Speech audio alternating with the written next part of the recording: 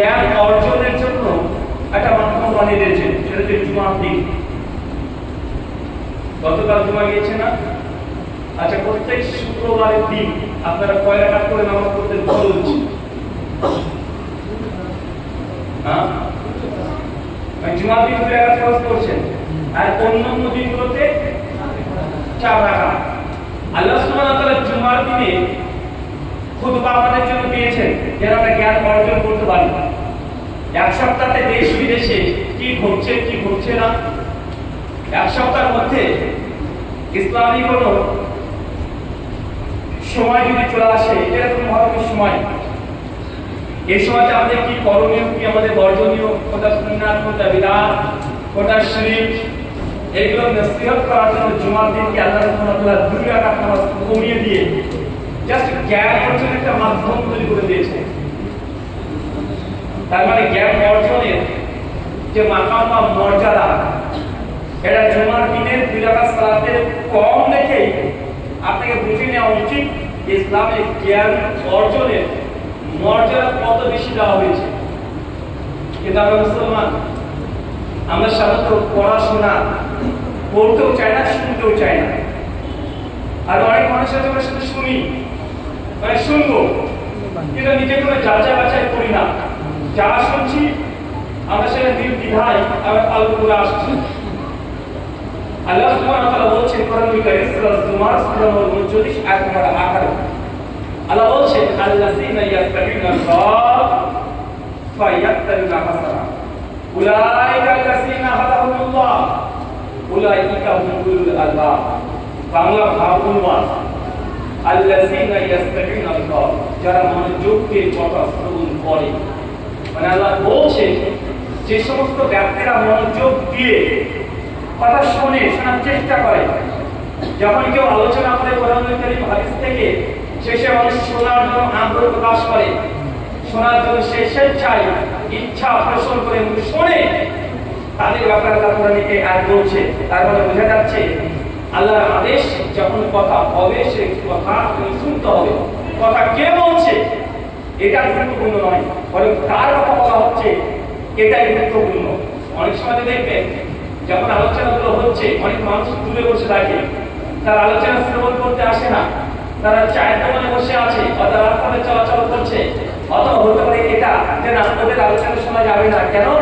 ওরা অমুক, ওদের মাযহাব মানে না, ওরা লামাযাবি, ওরা গায়ের কাউলি, ওরা আহলুল হাদিস, ওরা এই, ওরা সেই, এরা অমুক, ওরা তমুক, এই কথা বলে অনেক মানুষ অনেক সময় দিনী পরিবেশগুলোতে অংশগ্রহণ করতে চায় না। কিন্তু আল্লাহ সুবহানাহু ওয়া তাআলা বলছেন যারা মনোযোগ দিয়ে কথা শ্রবণ করে, মানে আপনি কথা শুনতে হবে।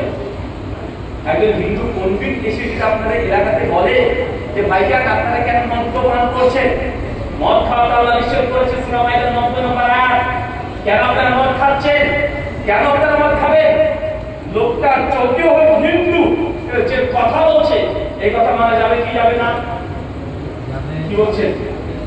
না বলবে না, লোকটা হিন্দু, ওটা আল্লাহকে মানে নবীকে মানে না, ওটা গরুকে ভগবান বলে, বিধায় তার কথা মানার দরকার নেই। ভাই লোকটা কি বলছে এটা গুরুত্বপূর্ণ, কে বলছে এটা গুরুত্বপূর্ণ নয়। একজন ইহুদি খ্রিস্টান এসেও যদি বলে, একজন নাস্তিক এসেও যদি বলে আপনাদের গ্রামবাসী মানুষকে যে ভাইজান আপনারা কেন জেনে বুঝে আপনারা সুদ খাচ্ছেন, অথচ আমাদের নবী, আপনাদের নবী জানিয়ে দিয়েছেন কেউ জেনে বুঝে 1 টাকা সুদ খেলে মায়ের সঙ্গে জেনা করলে পাপ, আপনি একাই সে পাপ করেছেন, তারপর কেন বন্ধন অফিসে গিয়ে আপনার স্ত্রীকে বন্ধুক রেখে 10-20 হাজার টাকা আপনি নিয়ে আপনি সুদের সঙ্গে যুক্ত হয়েছেন, অথচ ইসলাম বলছে 1 টাকা সুদ খাওয়া মানে মায়ের সঙ্গে জেনা করার সমতুল্য পাপ। কেউ যদি 1 টাকা সুদ খায়, আল্লাহ তার রাসূলের সঙ্গে যুদ্ধ ঘোষণা করলে যে গুনাহ হয়, আপনি ডাইরেক্ট আল্লাহ তার নবী রাসূলের বিরুদ্ধে আপনি যুদ্ধ ঘোষণা করছেন। কেন সুদ খাচ্ছেন?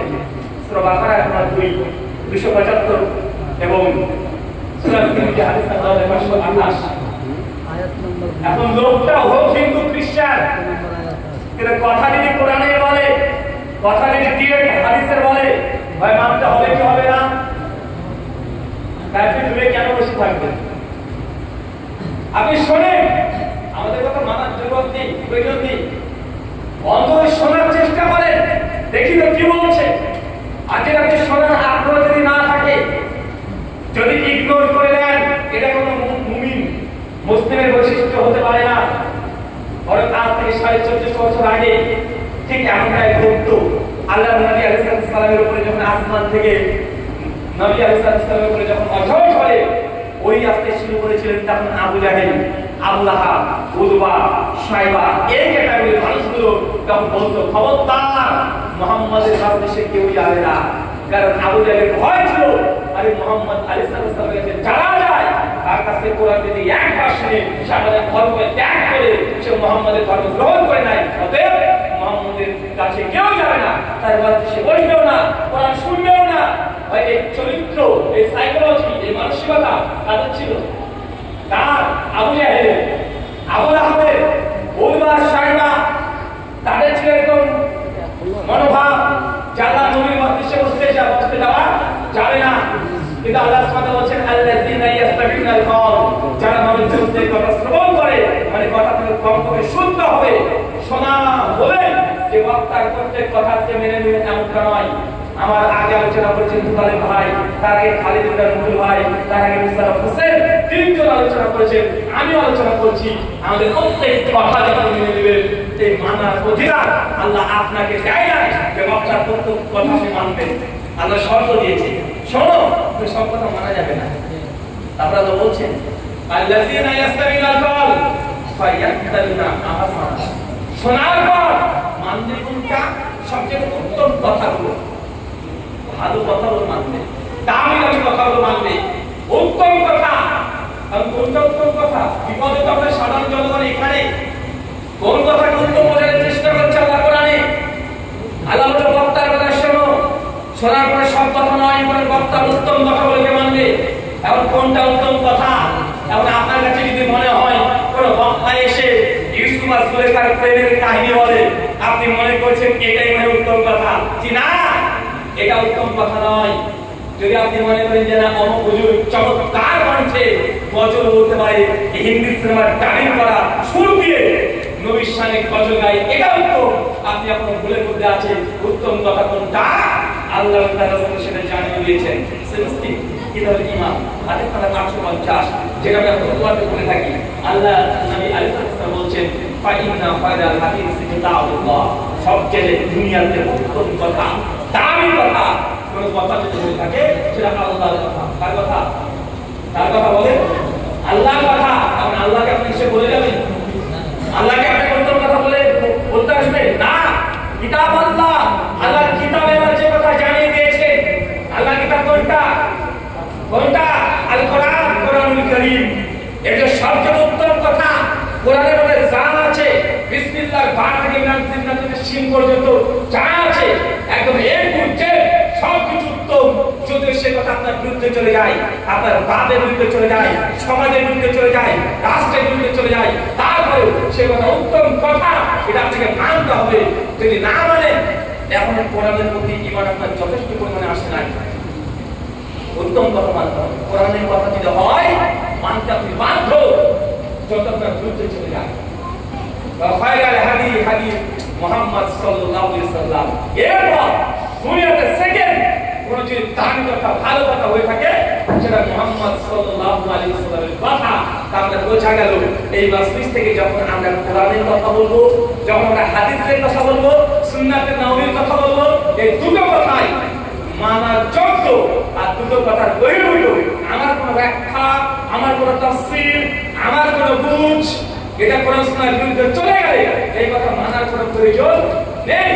আল্লাহ তারপরে বলছে, উলাইকা আল্লাযীনা হাদাহুল্লাহ, যাদের মধ্যে মূলত দুটো গুণ আছে, আমি আল্লাহ মূলত তাদেরকে হেদায়েত দিয়ে থাকি। এই আয়াতে কত অঞ্চলে হাজার হাজার মানুষ আছে, সবাইকে হেদায়েত প্রাপ্ত কথা বলেন? সবাই হেদায়েত পেয়ে গেছে? না, আল্লাহকে সবাইকে হেদায়েত দেন, আল্লাহ সবাইকে হেদায়েত দেন না। হেদায়েত পাওয়ার জন্য কিছু শর্ত আল্লাহ বেঁধে দিয়েছে। এক, আগে শুনতে হবে। দুই, নিজের মন হৃদয়কে উন্মুক্ত রাখতে হবে, তালাবদ্ধ করে রাখা যাবে না যে আমি হেদায়েতের পথেই আছি, অথচ আমার আর হেদায়েতের দরকার নেই।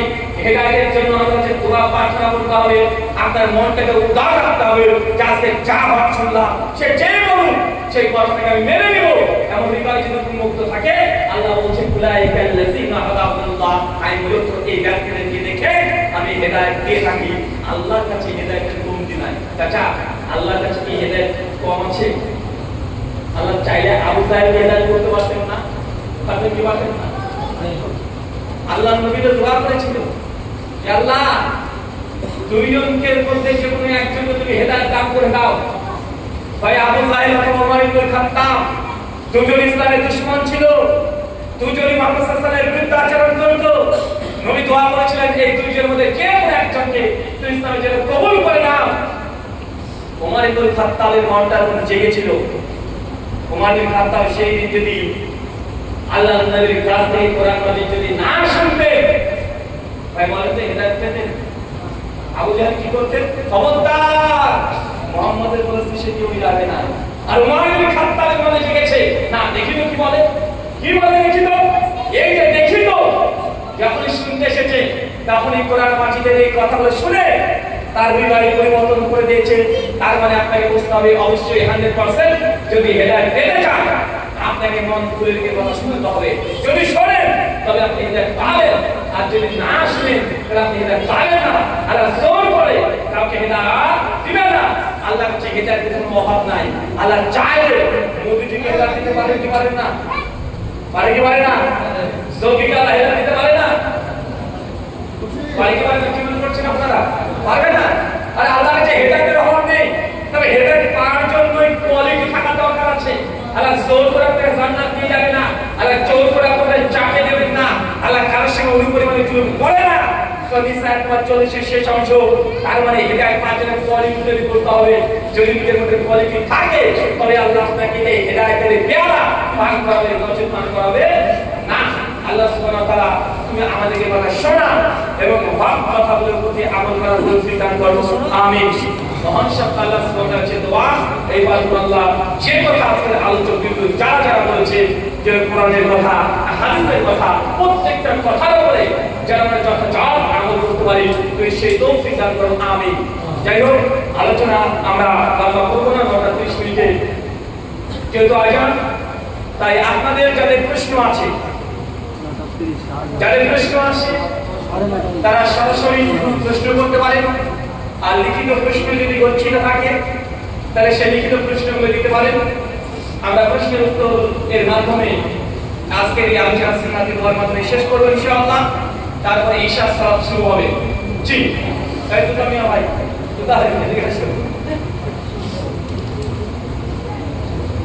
আজকের প্রধান বক্তা ছিলেন আমাদের তোবালেক ভাই, বক্তব্য শুনেছেন না? চমৎকার বক্তব্য দিয়েছে, আলহামদুলিল্লাহ।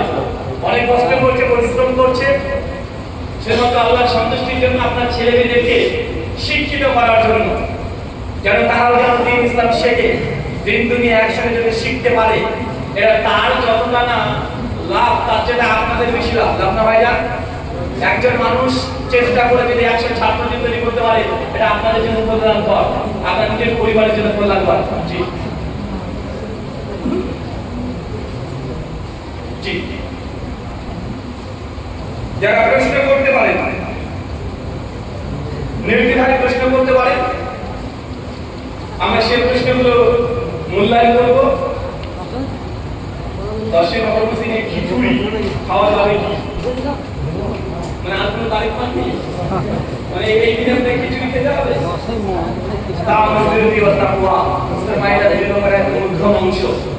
আল্লাহ বলছেন যে তোমরা সৎ কাজের সঙ্গী হও, সৎ কাজে একে অপরকে সহযোগিতা করো, আর মন্দ কাজ যেগুলো আছে সেগুলোকে কোনরূপ ভাবে তাদের সহযোগিতা করা চলবে না। তাই মহরম মাসের 10 তারিখ মানে আশুরা, এই দিন যেহেতু বিদআতি যারা আছে, যারা জাহামিয়া, যারা বিশেষ করে শিয়া সম্প্রদায়ে, তারা এই দিনটাকে ঘটা করে বিভিন্ন শোক পালন করে। খিচুড়ি খাওয়া এটা তাদের আনুষ্ঠানিকতা, একটা অনুষ্ঠানের মতো।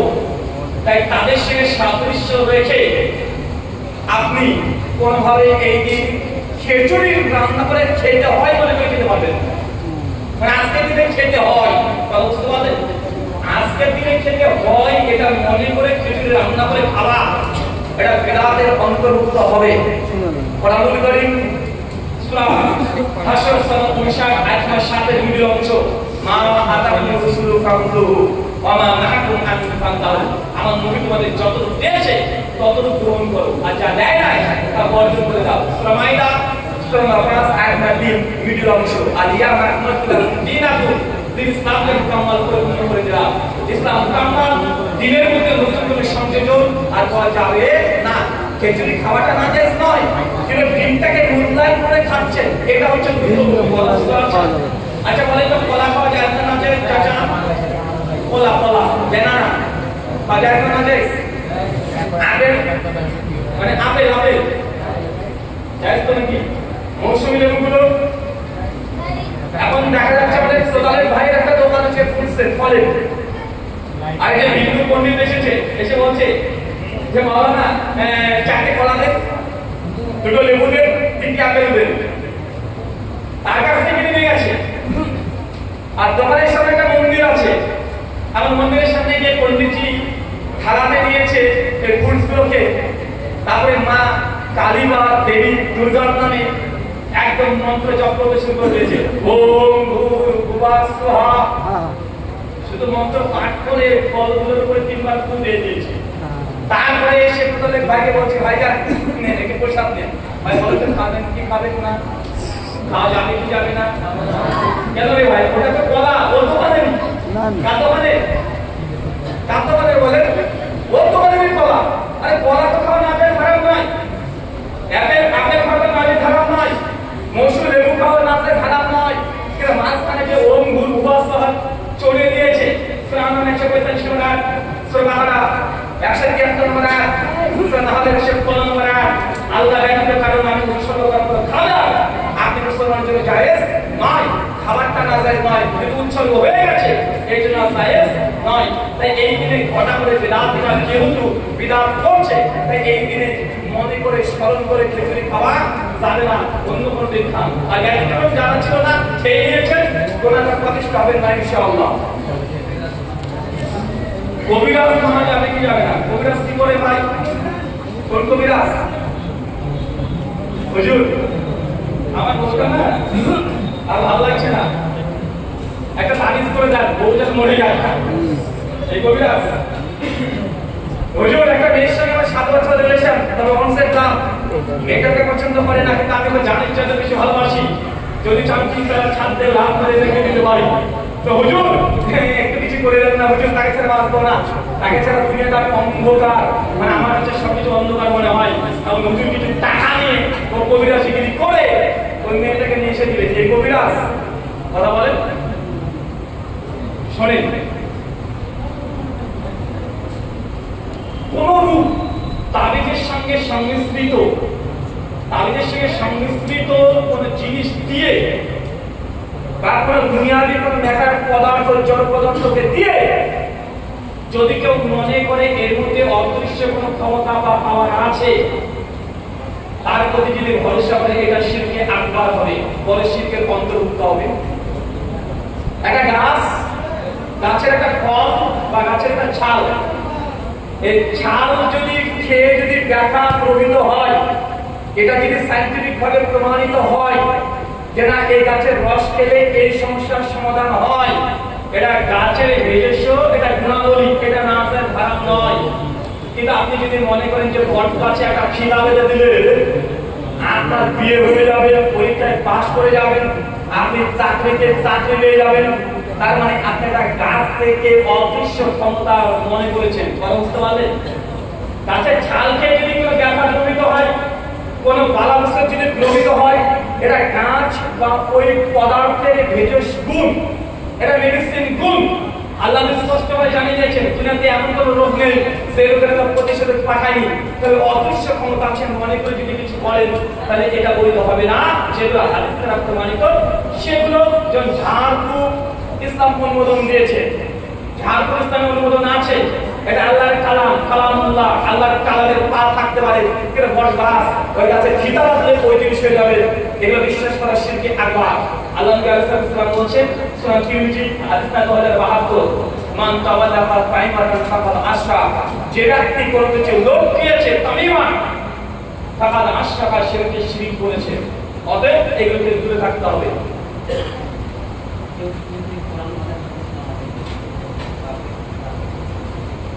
কেউ যদি শুধু কোরআনুল কারীমই মানে হাদিসকে রিজেক্ট করে দেয় তাহলে তার কি হবে? এখানে অনেকগুলো ফ্যাকাল্টি থাকতে পারে। অনেকে যারা কোরআনিস্ট বলে যে আমরা শুধু কোরআন মানে হাদিস মানি না, তাদের মধ্যে বিভিন্ন দল এবং ফিরকা আছে। যেমন পাকিস্তানের একজন আছে জাভেদ নবী সাহেব, উনি হাদিস পুরো রিজেক্ট করে না, পুরো হাদিস শাস্ত্রকে বাতিল করে দেয় না। উনি বলেন আমি কোরআনের সঙ্গে সাদৃশ্য সম্পত্তিপূর্ণ হাদিসগুলোকে মানি, যেগুলো মুতাওয়াতির হাদিস এগুলোকে মানি, খবরে ওয়াহিদ এগুলোকে মানি না। এই যে তার মানহাজ। বাংলাদেশের একজন আছে মাতির রহমান, উনি আহলুল কোরআন দাবি করে যে আমরা শুধু কোরআন মানি, তবে সমস্ত হাদিসকে তিনি রিজেক্ট করে না। তিনিও বলেন আমরা মুতাওয়াতির হাদিসগুলোকে মানি এবং যেগুলো পরম্পরা ধরে চলে আসছে, যেগুলো তাওয়াতুল সূত্রে চলে এসেছে, রিচুয়াল ভাবে চলে এসেছে, সেগুলোকে তিনি গ্রহণ করেন। তিনি একটা হাদিস সংকলনের একটা বই রচনা করেছেন, প্রায় 500 অধিক হাদিস আছে। বাংলাদেশের আরেকজন শুধু কোরআন মানি দাবিদার, তিনি এখন বর্তমানে কানাডাতে সম্মত থাকি সজল। ওর দাবি যে গোটা হাদিস শাস্ত্রটাকে বাতিল করতে চায়, শুধুমাত্র নৈতিক মোরালিটির দিক থেকে কিছু হাদিস যেগুলো আছে সেগুলোকে গ্রহণ করতে চায়। উনি কোনো তাওয়াতুল হাদিসকে মানতে চান না, মুতাওয়াতির হাদিসকে মানতে চান না, খবরে ওয়াহিদকে মানতে চান না। আর কিছু কিছু আহলুল কোরআন যারা আছে কোরআন মানে দাবিদার, তারা তো হাদিস জগৎকে অস্বীকার করে দেয়। মানে এই শাস্ত্র বলে মানে পুরোটাই ইংলিশ খ্রিস্টানদের ষড়যন্ত্র, ইমাম বুখারীর ষড়যন্ত্র বলে পুরো হাদিস জগৎ থেকে অস্বীকার করে দেয়। এই চতুর্থ ক্যাটাগরি যারা একটু হাদিস শাস্ত্রকে অস্বীকার করে দেয়, যুগে যুগে সালাফ যারা আছেন, আহলে ইলম যারা আছেন, তারা এদেরকে পরিষ্কার করেছে এরা কুফরি করেছে, এরা পরিষ্কার কাফেরের অন্তর্ভুক্ত হবে। কোনটা কথা বলেন? কাফেরের অন্তর্ভুক্ত। আর যারা বলছে যে না তাওয়াতুল আমরা হাদিস মানছি, আমরা এই বিশেষ করে খবরে ওয়াহিদকে মানি না, এটাকে ডাইরেক্ট কাফের বলা যাবে না, তাই তাদের মধ্যে একটা দল আছে। আমরা আহলুল কোরআনদের মধ্যে এখন নতুন একটা দল বেশ বৃদ্ধি পাচ্ছে, যারা সালাত মানে নামাজ, সালাত এই প্রচলিত সালাতকে সালাত স্বীকার করতে চায় না। তারা সালাত মানে শুধুমাত্র ডিভাইন রুল বা ডিভাইন কমান্ডমেন্ট, মানে আল্লাহ সুবহানাহু ওয়া তাআলার কিছু আদেশ, এই আদেশের কাছে মাথা নত করা, এটাকে বলে রুকু। অর্থ যেভাবে আমরা নামাজে রুকু করি এটা তারা নেয় না। রুকু করে মানে আল্লাহর রাস্তায় ঝুঁকে যাওয়া, আল্লাহর বিধানের কাছে ঝুঁকে যাওয়া, এই অর্থ নেয়। মানে সালাতের যে পুরো তরিকা, এই সিস্টেম থেকে তারা ডিনাই করে দিয়েছে যে না এই সালাত আসলে সেই সালাত না যেটা কোরআনের সালাত। এরকম যদি হয় এরা পরিষ্কারভাবে কুফরি করেছে, এরা পরিষ্কারভাবে কাফের হিসেবে সাব্যস্ত হবে। তাই আহলুল কোরআনদের মধ্যে বিভিন্ন দল আছে, সম্প্রদায় আছে। এখন কোন পলিটিক এটাকে দেখতে হবে, দেখার পরে বলতে হবে। এখন আমার সাদা মনে সাদা প্রশ্ন, যারা বলে আমি কোরআন মানবো হাদিস মানবো না, যারা সে দাবি করে কোরআন মানবো হাদিস মানবো না, আমরা শুধুমাত্র ওহী যেটা সেটাই মানি, আমার একটা সোজা প্রশ্ন, এটা যে কোরআন আমাদের কাছে যেটা আছে, এটাই যে কোরআন আজকে 13,000 বছর আগে আল্লাহ সুবহানাহু ওয়া তাআলা দিয়েছিলেন মক্কা মদিনার কোন এক ব্যক্তিকে, তার প্রমাণ কি? তার প্রমাণ কি? ওটাই যে সে কোরআন, তার প্রমাণ কি? ভাই প্রশ্ন হয় কি হয় না কথা বলে? যারা বলছে আমি হাদিস মানবো না, মুহাম্মদ সাল্লাল্লাহু আলাইহি ওয়াসাল্লামের জরুরত নেই, কোরআন আমাদের জন্য জরুরত, কোরআনের আমাদের জন্য যথেষ্ট, এর বাইরে আমাদের কোনো কিছু প্রয়োজন নেই, কোনো সোর্স আমরা নেব না ইসলামের জন্য। তো কোরআন মাজিদ কোরআন, এটা তো আল্লাহ আসমান থেকে ধপ করে একটা বই আকারে ফেলে দেয়নি, দিয়েছে নাকি? কোরআন তো আল্লাহ দিয়েছেন নবী মুহাম্মদ সাল্লাল্লাহু আলাইহি ওয়াসাল্লামের হৃদয়ে, কলবের মধ্যে ধীরে ধীরে ক্ষণে ক্ষণে তিনি দিয়েছেন। তা আল্লাহ নবী যতক্ষণ জবান থেকে না বের হয়েছে, যতক্ষণে জীবন ধরে না বলেছে, কোরআনের পাঠ না করেছে, ততক্ষণ পৃথিবীর মানুষের জানা সম্ভব না এটা কোরআনের আয়াত। তার মানে আল্লাহ নবীর জবান থেকে কোরআন বের হয়েছে, আল্লাহ ডাইরেক্ট কোনো গ্রন্থ দেয়নি। জিবরিল আলাইহিস সালাম ডাইরেক্ট এসে কথা বলে সমস্ত সাহাবীদের সামনে কোরআন মাজিদ পাঠ করে শুনেছে, এমনটা নয়, বরং আল্লাহ সুবহানাহু ওয়া তাআলা ডাইরেক্ট জিবরাইলকে প্রেরণ করেছেন এবং আল্লাহ নবীর হৃদয়ে কোরআন মাজিদ তিনি সংরক্ষণের দায়িত্ব দিয়েছেন।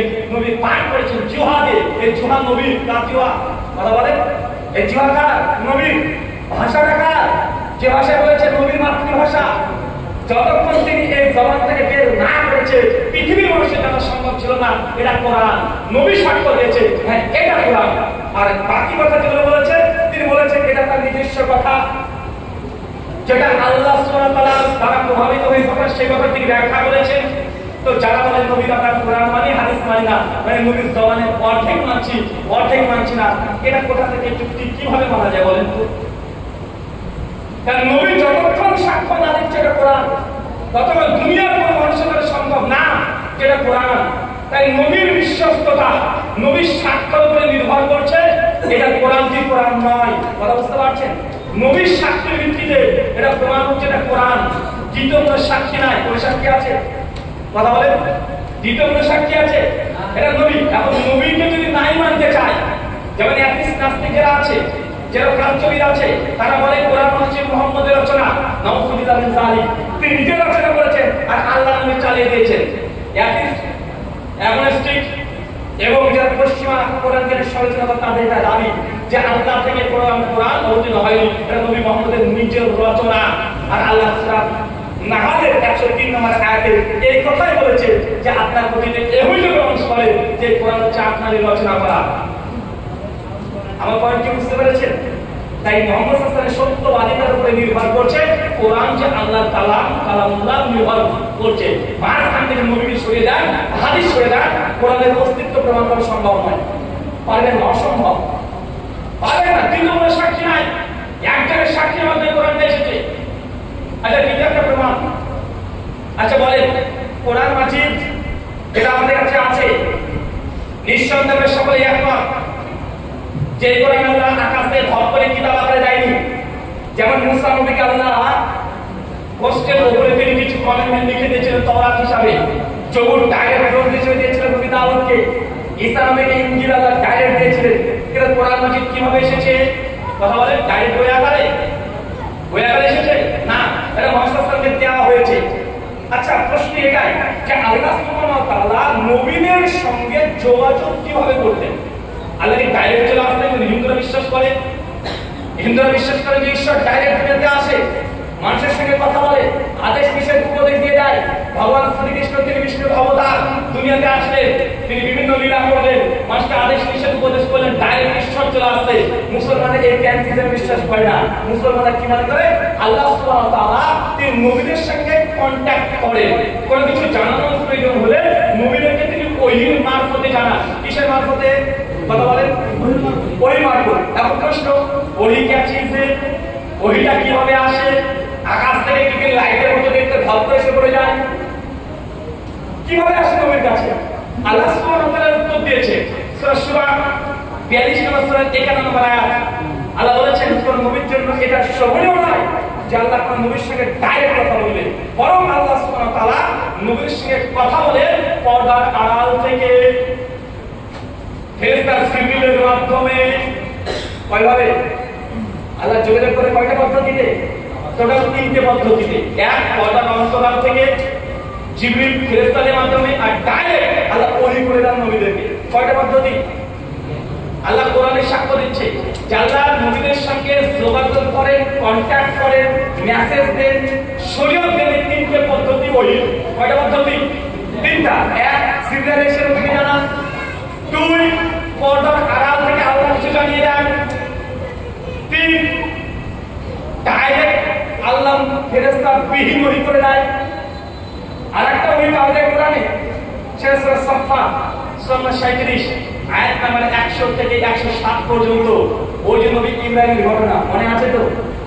নবী ইব্রাহিম তিনি স্বপ্ন দেখলেন যে তার সন্তান ইসমাঈলকে জবাই করছে। ইসমাঈলের কাছে ইব্রাহিম নবী এসে বলছেন যে সন্তান, আমার পুত্র, আমি এই স্বপ্ন দেখেছি। নবী ইব্রাহিম তখন মনে করলেন যেটা আল্লাহর পক্ষ থেকে আদেশ, ইসমাঈল তাই মনে করলো। সঙ্গে সঙ্গে আব্বা তাহলে তুমি এই হুকুম পালন করো। তাহলে নবীদের স্বপ্ন এটা ওহী কি ওহী নয়? কথা বলে। ইউসুফ নবী স্বপ্ন দেখেছিলেন, বাস্তবে রিয়েলিটিতে সেটাই হচ্ছে। নবীদের যে স্বপ্ন এটা ওহী কি ওহী নয়? তার মানে আল্লাহ মানুষের সঙ্গে ডাইরেক্ট এসে কথা বলেন না, এটা আল্লাহর দাবি কোরআনে। কিভাবে কথা বলেন? এই 4টে ক্যাটাগরি মনে থাকবে। 4টে ক্যাটাগরি মনে থাকবে তো? 4টে ক্যাটাগরি। এখন আমার প্রশ্ন, এই যে কোরআন, এই 4 ক্যাটাগরির মধ্যে কোন ক্যাটাগরিতে এসেছে? কোন পদ্ধতিতে এসেছে কোরআনটা? কোন পদ্ধতি? আরে ওই যদি 4 রকমের হয়, 4টা পদ্ধতি হয়। কোন পদ্ধতি? জিবরাইল নিয়ে এসে দিয়েছে। এই কোরআন কে এসে দিয়েছে? জিবরাইল সূরা 194 থেকে 196 নম্বর আয়াত যে কোরআন মাজিদ এসেছে রুহুল আমিন ফেরেশতা জিবরিল কে এসে দিয়েছে এই কোরআন কে দিয়েছে এই ওহীর কাজ কে বহন করেছে জিবরিল আলাইহিস সালাম তাহলে বাকি যে আরো তিন ধরনের ওহী থেকে গেল ডাইরেক্ট ওহী করা পর্দার আড়াল থেকে ওহী দেওয়া আর শব্দের মাধ্যমে ওহী দেওয়া এই যে তিন ক্যাটাগরির ওহী এগুলো কোথায় পাবেন এটা তো জিবরিল দিয়েছে ভাইয়া এই ওহীটা ভাইয়া দিয়েছে বিশেষভাবে ভাইয়া করে বলে কিন্তু শব্দের মাধ্যমে ওহী আল্লাহ নবীর নবুয়ত জীবনের 23টা বছর তিনি কেটেছেন 23 বছরের নবী কি কোনোদিন একদিন স্বপ্ন দেখেনি কি মনে করছেন স্বপ্ন দেখেছি দেখে নাই কেউ যদি না না না দেখেনি এটা একটা অযৌক্তিক কথা অবৈজ্ঞানিক কথা 23 বছর জীবন স্বপ্ন দেখবে না হতে পারে এটা মূর্খতার সব কথা নবী ইব্রাহিমের স্বপ্ন যদি দলিল হয় ওহী হয় ইসমাঈলের স্বপ্ন যদি ওহী হয় অনেক নবীরা স্বপ্ন দেখেছে বাস্তব সেটাই আল্লাহ ঘোষণা করে দিয়েছে আর আমরা কোরআন থেকে ইঙ্গিত পাই নবীদের স্বপ্ন ওহী সূরা নাজমের 33 নম্বর আয়াত যখন তিনি মেরাজে গেলেন জান্নাতে দর্শন করলেন তার রব পরিবারের সাথে তিনি পর্দার আড়াল থেকে কথা বলেছেন একে পর্দার আড়াল থেকে কথা বলা এটাও ওহী কিন্তু এটা কোরআন মাজিদে পাওয়া সম্ভব না এই জন্য আল্লাহ নবী মেরাজ থেকে আসবেন তিনি জান্নাতের কথা বলে মানুষকে বলবেন মানুষ শুনবে এগুলোকে বলা হচ্ছে হাদিস কি বলা হচ্ছে কথা বলেন এটা হাদিস কারণ শেষে জিবরিল তো অবদান নাই মাঝখানে জিবরিল নাই আরে তিনটা ক্যাটাগরি কি ক্যাটাগরি আরে ডাইরেক্ট ওহী করে না কিতাব ছাড়া আল্লাহ নবীদেরকে ওহী করতেন কি করতেন আমাদের যারা শুধু কোরআন মানার দাবিদার হাদিস যারা রিজেক্ট করতে চায় তাদের একটাই দাবি যে আল্লাহ যে ওহী দিয়েছে এটা কোরআনের মধ্যে সীমাবদ্ধ এটা ইনফিডেল এটা পরিপূর্ণ এর বাইরে কিছু মানা যাবে না কিন্তু আমার দাবি এটা যারা কিতাবের বহির্ভূত তিনি ওহী দিতেন কিতাব ছাড়াও নবীদেরকে এক্সট্রা ওহী দিতেন এটা কোরআন থেকে প্রমাণিত চলেন কয়েকটা মিসাল দিই সবাই যেগুলো জানেন সেগুলো বলছি আচ্ছা নবী আদম ঘটনা জানেন আদম নবী ঘটনা জানেন না সূরা বাকারা সূরা 2 আয়াত 30 থেকে 45 সূরা শুআরা 70 থেকে 75 সূরা তাহা আয়াত 15 থেকে 20 বিভিন্ন জায়গায় আলোচনা করেছেন নবী আদমের আলোচনা হাওয়ার আলোচনা সংক্ষিপ্ত আদম হাওয়াকে যখন তৈরি করলেন সবাইকে তখন আদম হাওয়াকে আল্লাহ বলেন যে আদম যাও বলে জান্নাত তোমার সেখানে যাও সেখানে মন চাই যাও খাও পান করো গাছের কাছে যাবে না আচ্ছা এই যে নবী আদমকে আল্লাহ আদেশ করলেন বলে জান্নাত তোমাদের যা মন চাই খাও পান করো গাছের কাছে যাবে না এই যে এটা আল্লাহর আদেশ না কথা বলেন আল্লাহর আদেশ নয় আরে এটা আল্লাহর ওহী এটা আল্লাহর আদেশ অর্ডার তো এটা কি আল্লাহ নবী আদমকে কোন কিতাবের মাধ্যমে দিয়েছিলেন না ডাইরেক্ট বলেছিলেন হ্যাঁ আল্লাহ কি কিতাব দিয়েছিলেন আমাদের না এটা ডাইরেক্ট কথা বলছে জান্নাতে ডাইরেক্ট কথা বলছে আল্লাহ যখন আদম ইসলাম কাছে গেলেন তার ত্রুটির কারণে সঙ্গে সঙ্গে আল্লাহ সুবহানাহু ওয়া তাআলা জান্নাত থেকে